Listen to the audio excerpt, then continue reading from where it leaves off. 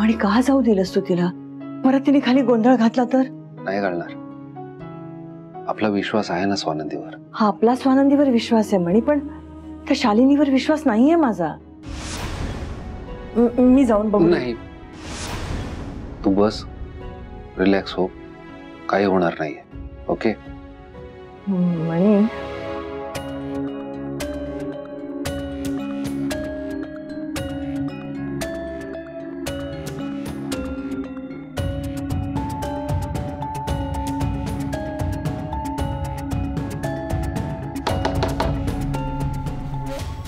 Shalini madam, Shalini madam please दार उघडा, माझ्या बाळाला भूक लागली असेल, प्लीज दार उघडा. शालिनी मॅडम प्लीज दार उघडा, मी हात जोडते तुमच्या पुढे, प्लीज दार उघडा.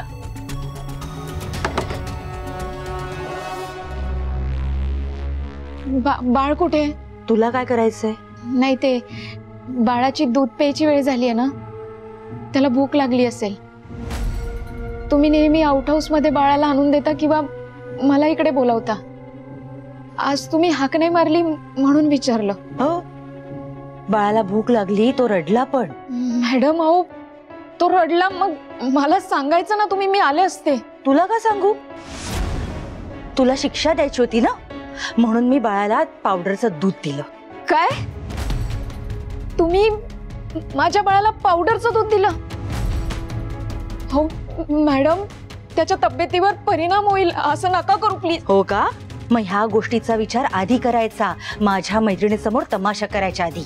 मॅडम प्लीज प्लीज असं नका करू प्लीज. माझ्या बाळाला. शालिनी काय चाललंय? काय गडबड आहे ही? यांनी बाळाला पावडरचं दूध दिलं, त्याच्या तब्येतीवर परिणाम होईल साहेब. काय शालिनी काय म्हणते ही? बाळाला तुम्ही पावडरचं दूध दिलं?